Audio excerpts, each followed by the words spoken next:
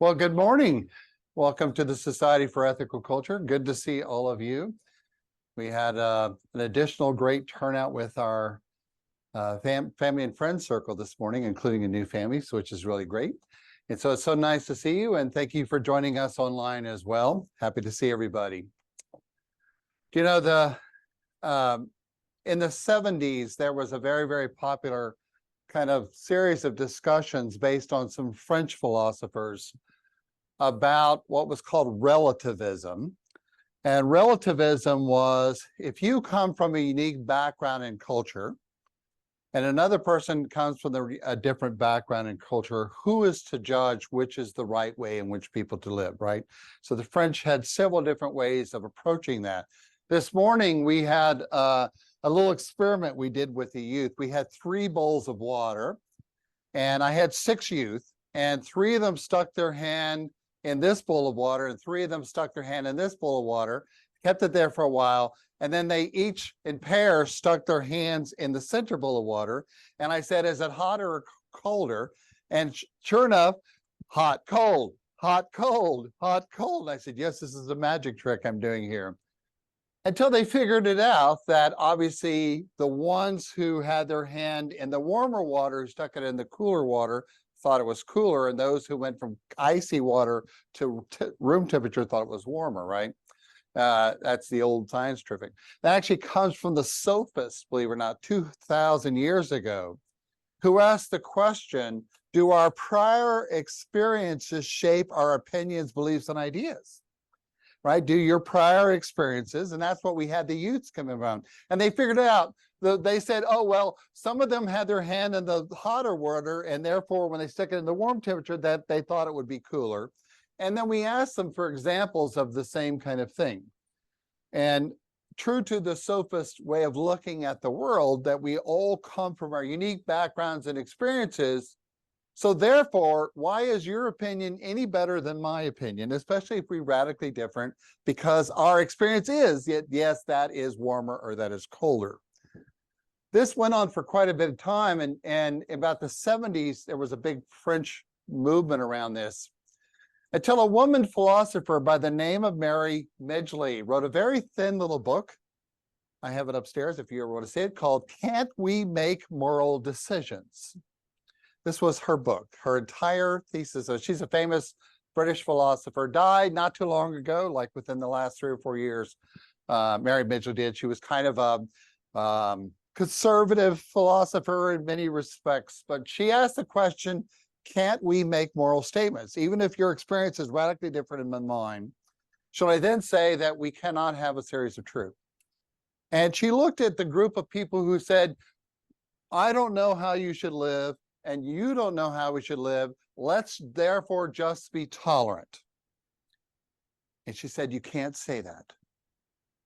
You cannot say, I don't know how you should live. You don't know how you should live. Therefore, how you should live is to be tolerant. You see what's called logical inconsistency in that.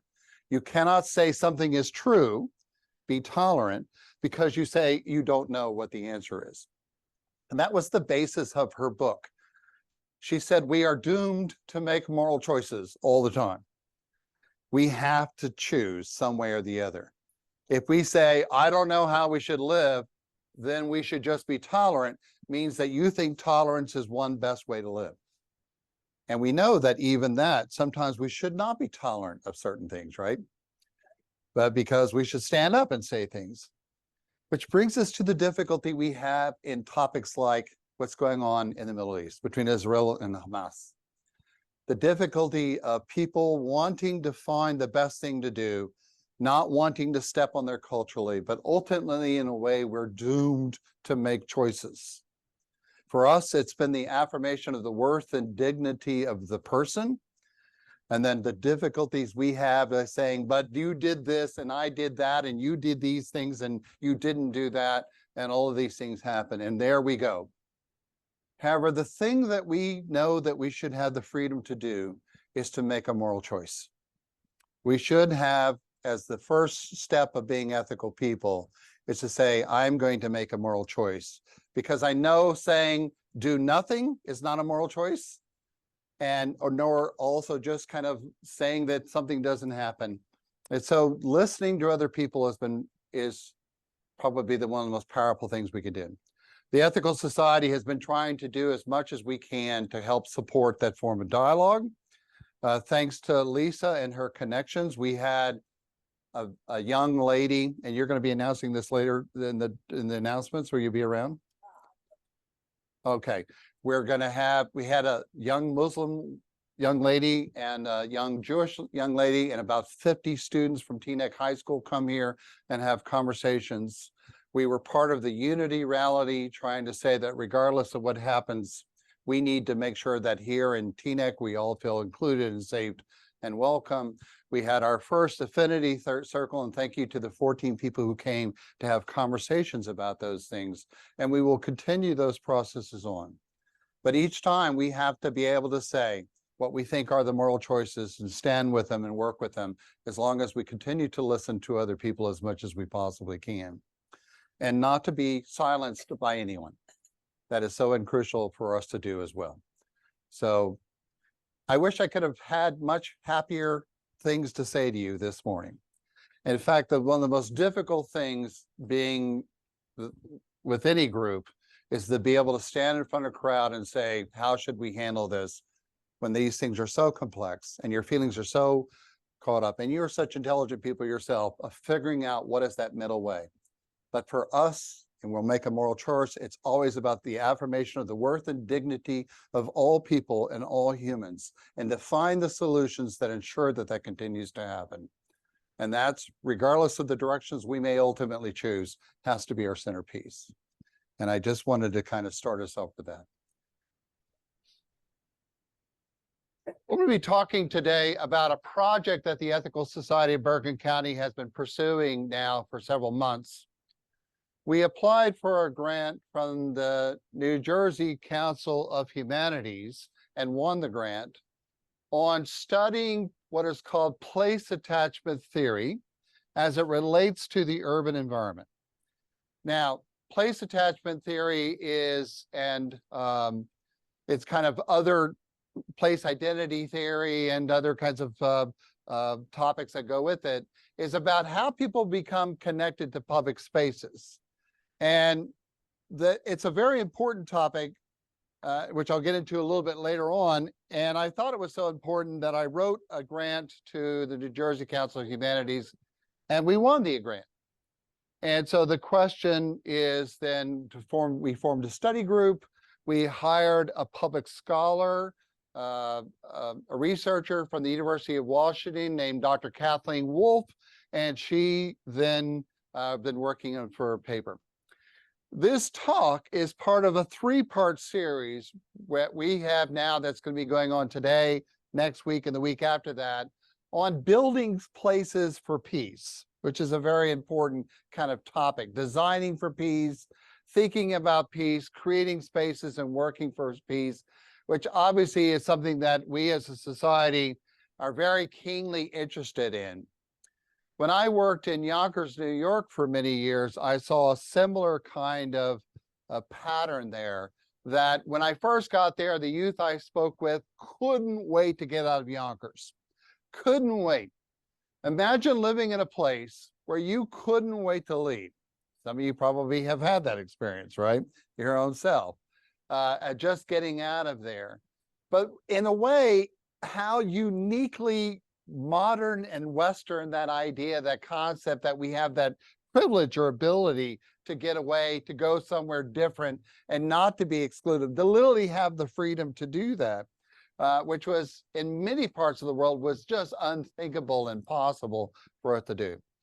But those youth did not like their hometown so much that by and large, the majority of them couldn't wait to get out. And we did that through an annual survey when they came to work with me. And I would ask them, as part of their kind of orientation project into that, what is your feelings of Yonkers? And by and large, if they were just started with us, they couldn't wait to get out of there. They didn't like it, couldn't imagine remaining. They thought it was not a very good place to live. They thought there weren't opportunities. They thought it wasn't a place to be. And this is an interesting question for a lot of us because of the feelings that we have around place. When we had the fall festival here last week, and the reason why things like fall festivals are important to communities is to create more public spaces for people to come together. We're not there to celebrate Halloween or, those kinds of stuff per se. We are there to celebrate the changing of the cycles and seasons of life, but we're also there to intentionally build community spaces where new people can come together and cooperate. And by the way, Rob Eigenbrod and Christina Grant especially, and Susan Lesh did a phenomenal job of creating a tremendous opportunity for that. And then it rained. It rained and rained and rained and rained and rained. And needless to say, we all kind of got a little washed out, and we didn't have anywhere near the crowd that we wanted to have. But drop something here. Here it is. And I felt really, really bad about that. But for me, that was the important part, that you create public kind of spaces. So we're going to do a little experiment for a second. This will be a very engaged talk, and I want y'all to kind of participate freely. I want you to think in your mind and kind of mentally draw a picture of your favorite place. So think for a second, your place. Now, a space is just a space. A place is important because we bring either narrative or history, or it's physically beautiful, or it has these kinds of stuff. What turns a space into a place for you? So I want you to think about for a second, where would you go in your mind? I'm going to give you a second. That place that is almost like sacred ground for you in a way, that is nurturing, fulfilling, those kinds of stuff. Hold on a second. Let everybody get a chance.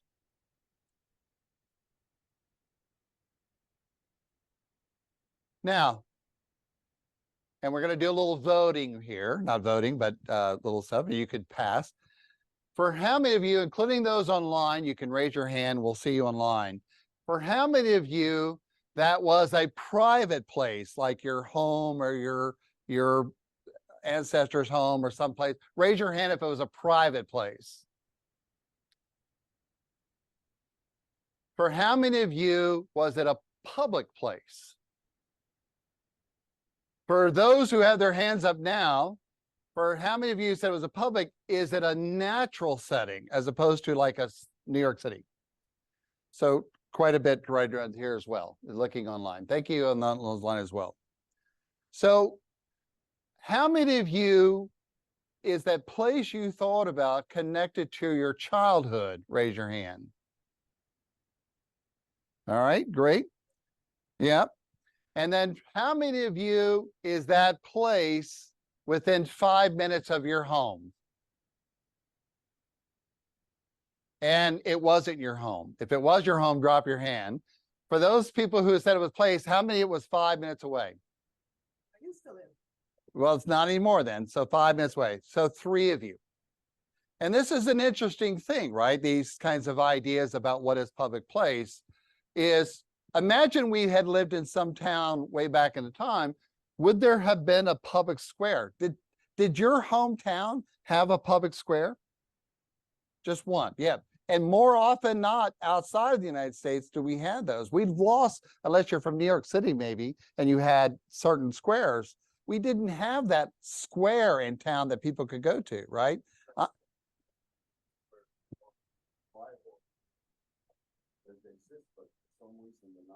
Yeah, that was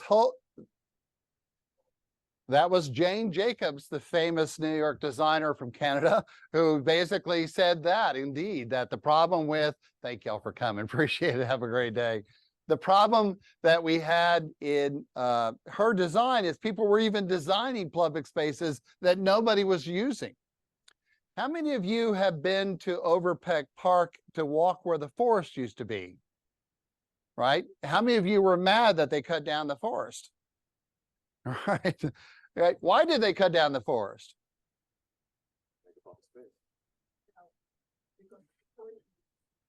Because it's a brownfield that has poisoned, polluted pieces of land, heavily toxic.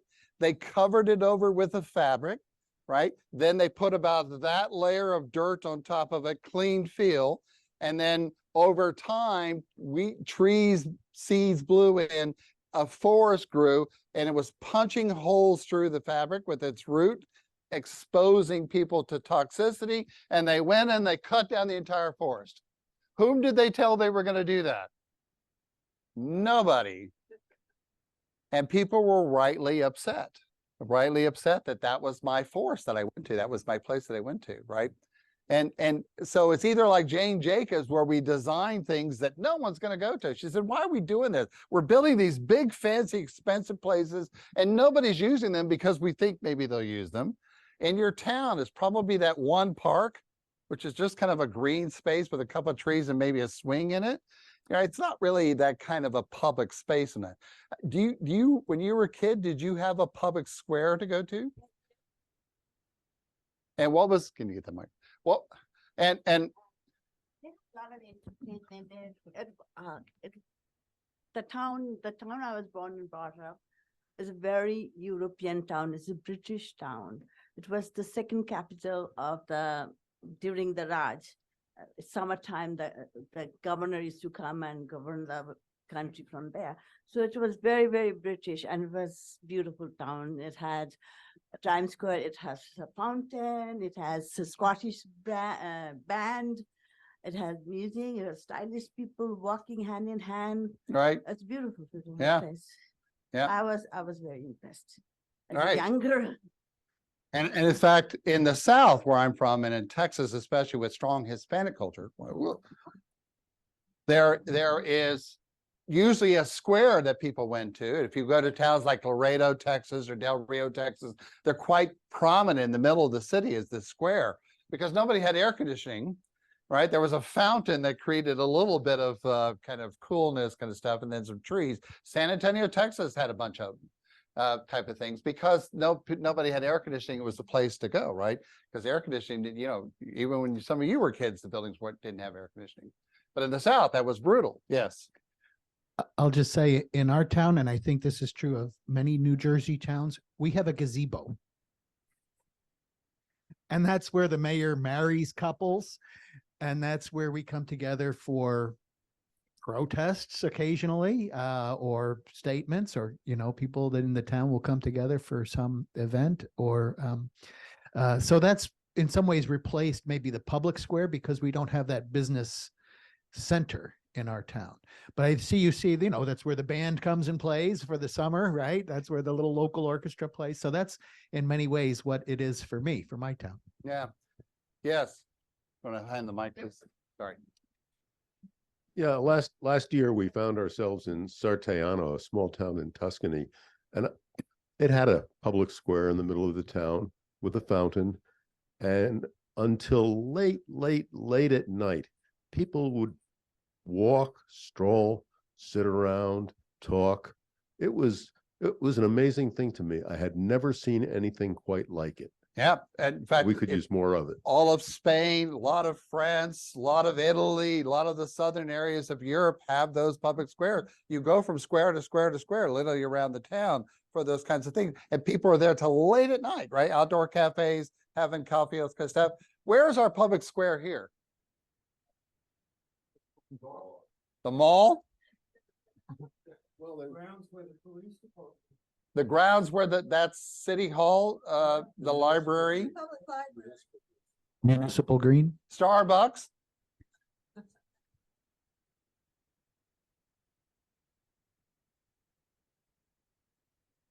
Yeah, Starbucks purposely designed their coffee shops with couches that face each other to force people to talk to one another.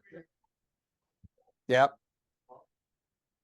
So during the fall festival, if you remember, if you walked here, some young adults we had hired came with a clipboard and asked you your opinion. How many of you in the room took that test? You remember that survey?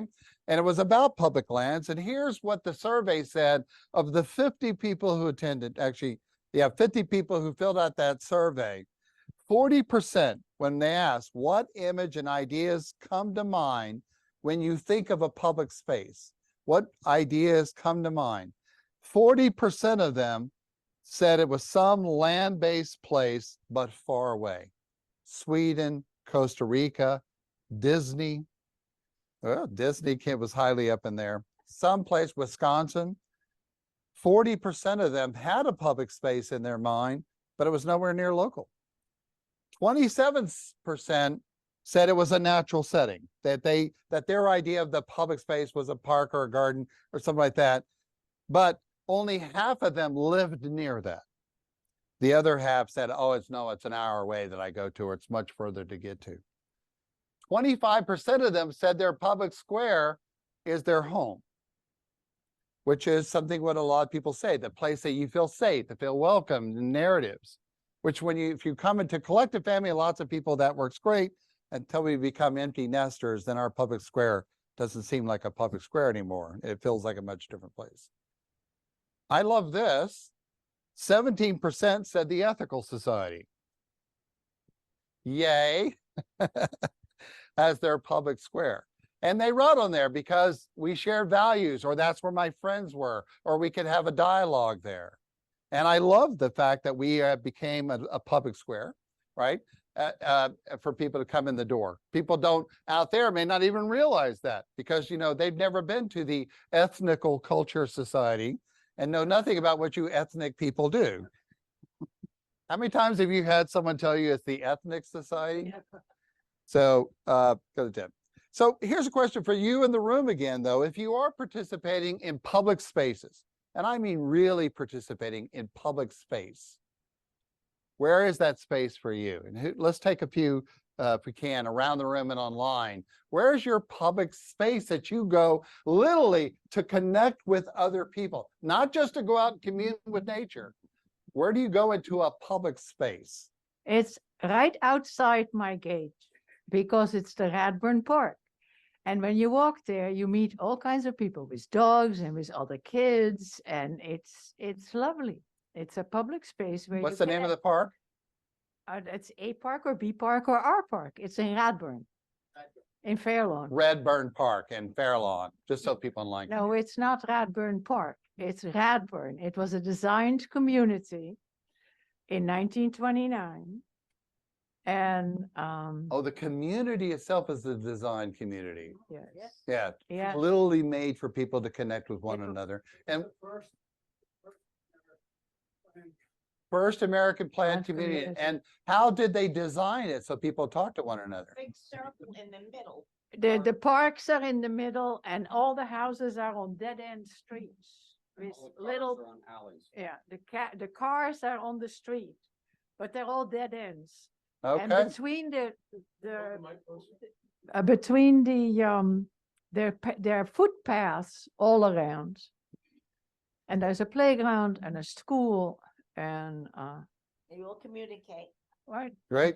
Yeah. Right, so that was a purposely designed because the people who designed that community thought that there was deep value in that public space, and they were going to design around. I wish more places would be designed around the community center or community place. Other people, what is your public space? What is your public space? Not just your private, but Kurt, I want to say one more thing about what Afina said before, because they did, Afina and Sylvia did a wonderful skills auction offering this year, which was a tour of Radburn, which was fantastic. We got to see how it was designed, how it was planned, but what we didn't know was that the people who designed and planned it were part of the New York Society for Ethical Culture. And in fact, now I know. so now it Uh-huh. all becomes clear, right? But I mean, it really was such an interesting and fascinating tour, and I hope you do it again. And I'll give a testimonial. And just so you know, Felix Adler, when he was getting started, wanted all of us to live together, right? We'd have a communal dining area with our own house, so that when we got together, it would literally be the fireman with the nurse, with the school teacher, with the plumber, and we'd all collectively live together because he took that idea of public space to the nth level. Other people, where's your public space? Being an activist, we are neglecting the fact that not only is this building a public space, but these people over here, and I'm pointing at the screen, are on a Zoom public space. And I have been since the pandemic, especially, I have been at endless meetings where I share my public views with other people, 20, 30, 40 people. So is that a public space? Are those So we have to those- understand that the idea of a public space has been changing dramatically in the last couple of years. Indeed. In fact, this has become the public space for most of us at our home in front of our computers. For those of you who are online, do you feel like you're participating in the community the same way, the public space? Go ahead, kind of. Go ahead, Ken, weigh in a little bit. Well, it does allow me to stay in touch. I will say that. If I didn't have Zoom, I would fall out of contact with both family and friends, especially because I've been doing a lot of traveling the last couple of years. But it doesn't have the same impact and lasting impression on me as being face to face and in the same room with people. So it's a bridge. It's a bridge, but at least as far as you can get, right, for that? Yeah. Great. Anyone else online? Ginger. Unmute. Ginger, you need to unmute.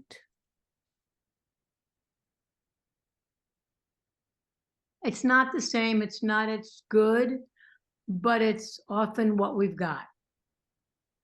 And I think it's. I Not the think it's a same, well- not as yeah. good, but what we got. And health and wellness to you, dear. Thank you. Oh, great. And you are in your public space. In fact, there was one person on that survey who put my piano room was my sense of that kind of space. Why did you say that? I Isn't outed a that- private anonymous survey. Yeah. But you have that sense of community there. You bring in youth, you bring in students, correct? You connect I with do, and I have groups of people that I play with that I look forward to seeing routinely. Also, I'm a folk dancer, and I go to folk dance sessions, and over the years, I've gotten to know so many people, and we've shared this love of ethnic dance and motion. Sue, go ahead and weigh in. Thank you, Ginger.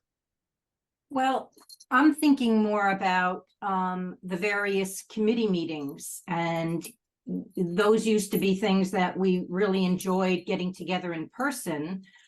And I don't know that I would have been able to continue to participate in a lot of the committees, even after the worst part of the pandemic was over, if it were not facilitated by Zoom. And it's always been great to be able to see people that I used to be able to see in person, but at least I can still connect with them. Right, very good. Here then, Elliot, real quick. Got to use the mic. I think it's sort of interesting how we're talking about this new public space on the Zoom platform, but how it's actually detracting sometimes or conflict. It can enhance the public space, the real public space as it is now. But in many venues, if you go into a mall or a cafe or someplace, very often people are on their computers on the public space, on the Yep. Zoom. So the public space that used to be a public space isn't even functioning as a Right. public space. They're all sitting together like the youth in the same room doing this, right? You seen that? In the same space. Very good point. And in fact, but teachers have said, we have a real crisis right now that the youth are operating almost 2 years behind after the pandemic. And they wonder if because that loss of the socio-emotive space, they call it, that space where we can be full and participate and all that kind of stuff, and that we just can't learn online like through Zoom in the same ways. Elliot, your public space? When I was a teenager and in my early 20s, I was very involved in folk music. And every single Sunday in Washington Square Park, in the fountain, which wasn't on, people would come with their guitars, banjos, bass fiddles, wash tub, and play and sing together. And it went on for 10 years. Every Sunday, I knew where I was going to be. Yep. All right, anyone else with a public space? Jerry? My public space is ShopRite. It is. I can start a conversation with people. You go over the vegetables. How do you cook this? What do you do with that? And I had at least half an hour conversation with a woman that kept meeting in different sections of the store. Not deliberately, but I guess we buy the same thing. I got to tell you what my private space is. It's my car with my bird on my shoulder, just driving down the street. And I talked to Maya about what's going on with me. So we're in Okay. touch with that. Yeah. Yeah, very right. So how many of you have what we call place identity? How many of you, when you describe who you are, like I often introduce myself, hi, I'm Curt Collier. I'm originally from Texas. But that somehow that identity for me is important, that I make that a part of my identity, that culture. Even though people in New Jersey look at me, that's a horrible place. Why would you want to live there? You know, like who knows what they're thinking about it, right? But still, there's a sense of identity. How many of you still use a place as your sense of identity? And what are some examples of that? Alan? I go downstairs to the basement and work. I work with clay sculpture and go into the back, and it's my safe place, and it always has been. So your identity is your studio. Yes. Right. If you haven't been to his house, the entire basement of their house is his creative playground where he can sculpt and do all the stuff that he then goes to shows for. Right, Alan? And It's rid of neurosis. yeah, and right, and Ellen has the upstairs floor where she does her lithography. Diane, did you want to say a place identity? I remember we contemplated moving south or west once in my marriage, and I thought, I can't leave a place that has seasons. I really need that to be happy. Yep. And it's that's a strong feeling that stuck with me all my grown life, I guess. Others with place identity.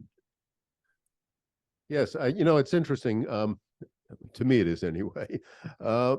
Every time I hear a Philadelphia accent, it makes me feel very warm. I'm not sure I can because can you do a Philadelphia accent? It's difficult.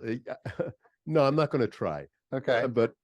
But it's the accent I grew up with because I was born in Philadelphia and lived the first 8 years of my life in a suburb of Camden. And since coming up to this part of the state, you hardly ever hear a Philadelphia. It sounds like a Baltimore accent, actually. Oh, that clarifies it for me. Thank you. All right. It's like a Baltimore accent, but not quite. Yes. All right. Anyway, I recognize that when I hear that accent, the warmth that I feel, the physical warmth connected. that I feel, that's a place Yeah. for me. Yeah. So accents are one way that we can identify. Immediately, I can hear someone who's a Southerner, but I can also hear Texans, and I can hear South Texans. I can identify someone from South Texas. Even within our state, I can tell a regional dialect. But right. So then, oh, hey, I'm from Texas too. And they go, how'd you know? Like, of course, how did I know? Elliot. That's the dude. I'm really into plants. Yep. So a lot of people know of me for plants, and that's my identity. Plant man. Yeah. So here's the question. Why do we need public spaces? What's the importance of public spaces? Do we need them? If we need them, then throw out some ideas for me. Why do you think we need them? Who has not talked for a second? Just make sure. Okay, Greg first. Why do we need public spaces? Well, I mean, I guess to engage with, to engage with people. We know that the way a space is constructed can be conducive to the engagement of people, and you can purposely socially construct a space which keeps people, like the old days with the restaurants. You go into a restaurant, you could be sitting next to people and you don't even talk to them. But then when the Starbucks came along and they arranged the chairs, as you were pointing out, all of a sudden people started to move the chairs here and there, and it created an opened kind of a place. And I think, and unfortunately, for some reason, there's a desire not to do that, to keep people not to be engaged. I think there's a real reason why it's not being done. I Sure. don't want to go into. So I'll give you a free house in Oklahoma. How many ready to move there? A free house? About public spaces. And Yes. why are public Hi. spaces important? Deb Cricken here. As an educator of young people at a community college, I see how important in-person classes are.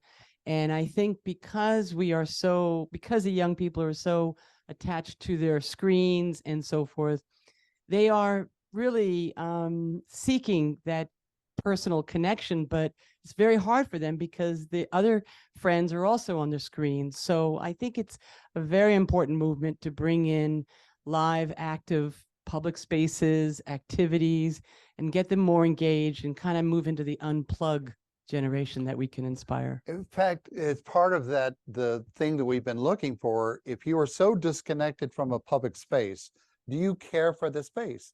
And that was the question I asked my young youth in Yonkers a long time ago. They wanted to get out of there. What happens to the town? What happens to what's going on there? And yet, if I say, oh, let's just give you a free place to move some other place, you don't really want to do that either, right? What is it about that public space? How do we punish prisoners? Solitary confinement. We are the communal species also, one of them, many. We are a communal species and we go crazy if we're left in social isolation for too long.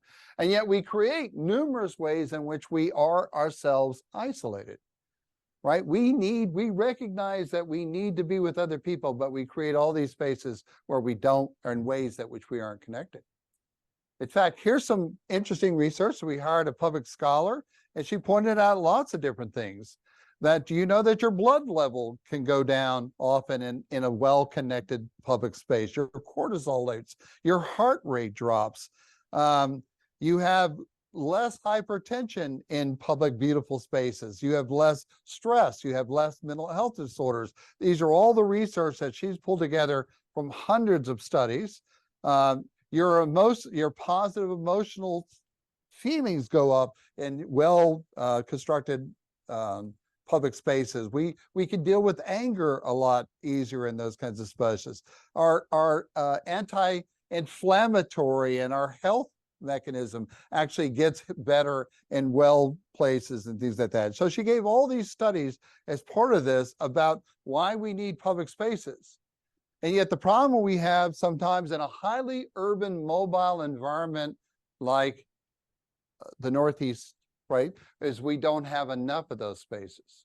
Outside of New York City and in Jersey, right, it's for many people who took the survey, their place was New York City.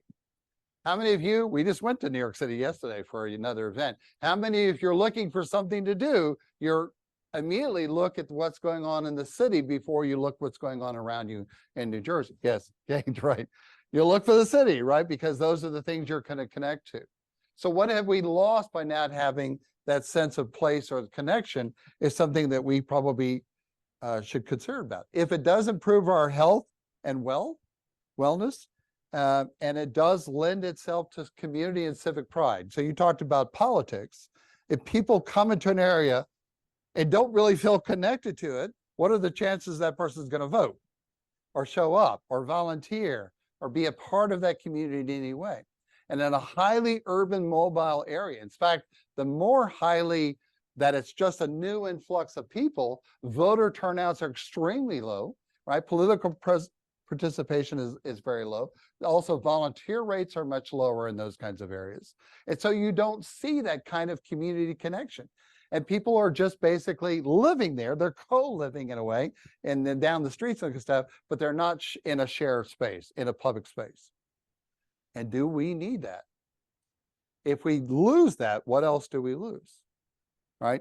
Other parts around the world take public space much more importantly than we do as Americans. They value that. Can you think of any incidences going on in the world right now where people are fighting over who's the rights to place? Right? It dominates the conversations in a lot of different parts of the world. And people will stay in a war zone. Reading some stories of some young people who finally left, it was either Guatemala or Honduras or one of those places, And they tried to stay as long as they possibly could. They tried to get people, they were young people, they were trained in American universities, went back home, tried to rebuild the sense of community, and couldn't do that. And they were trying to make it, and it became dangerous and more dangerous and more dangerous. And they couldn't eventually even create the community. And that's when they finally left. And we do that kind of at that parallel extent. So we need public spaces in America. And unfortunately, even those public spaces are controversial often now, right? I was in Norfolk, Virginia, city down there, and I walk my dog, and I walk my dog around town, including by the Confederate Memorial, until they took the Confederate Memorial down.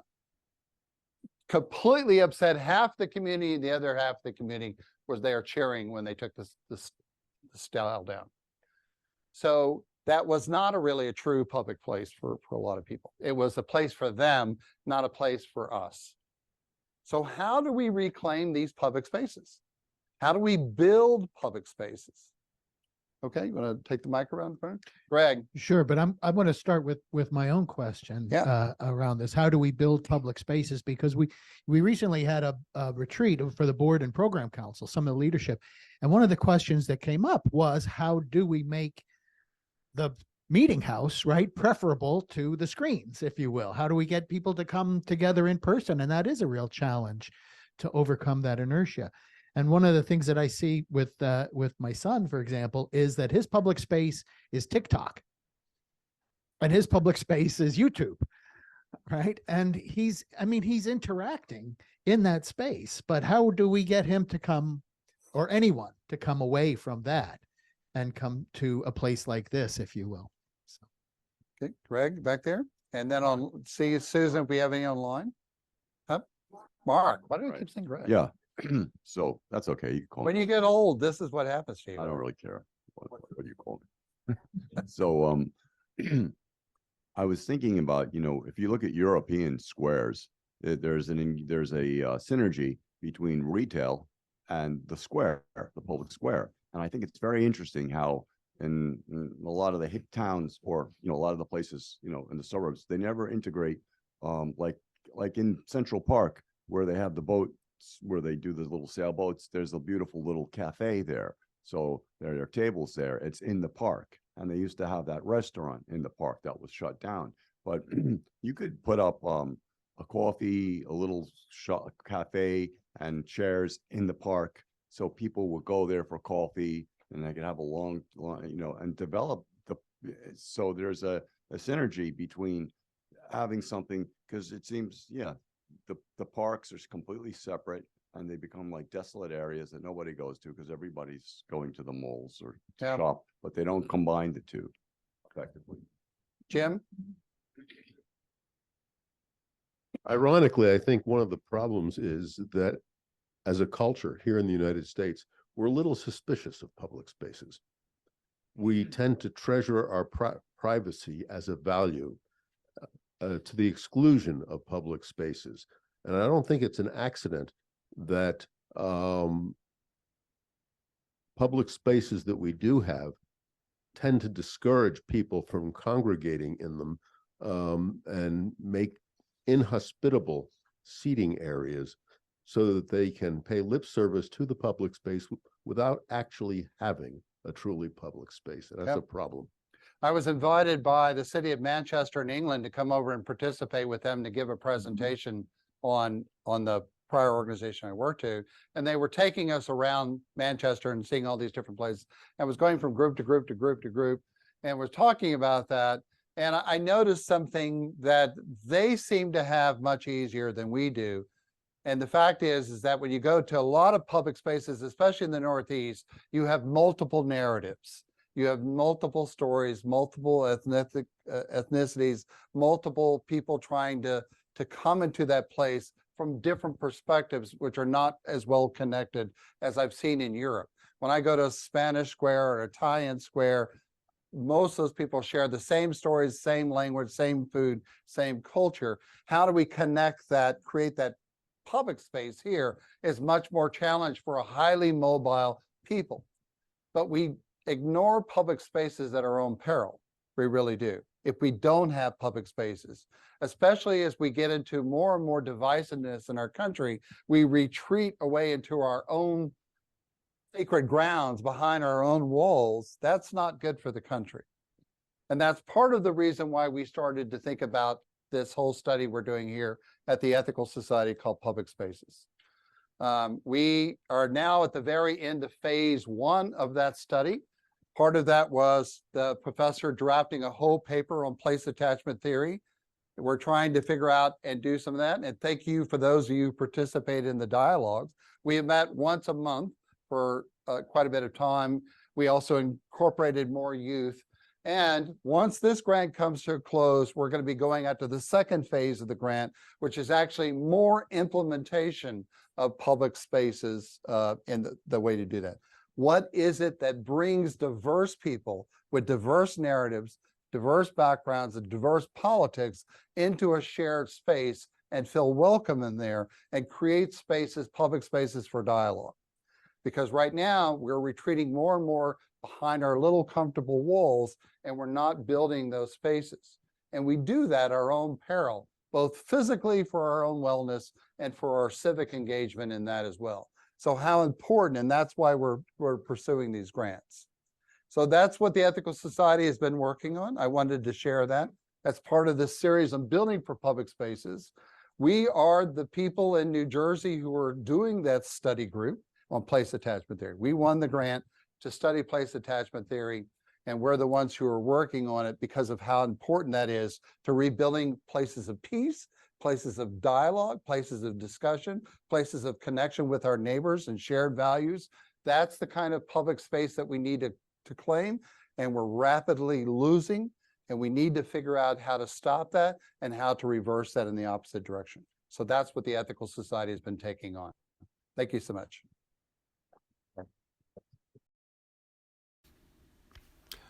To learn more about us, visit our website, ethicalfocus.org, or email us at admin@ethicalfocus.org, and we'll get back to you.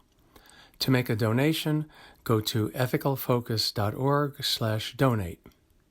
Please follow us on Instagram, Twitter, and Facebook, and you can watch many of our past programs on our YouTube channel.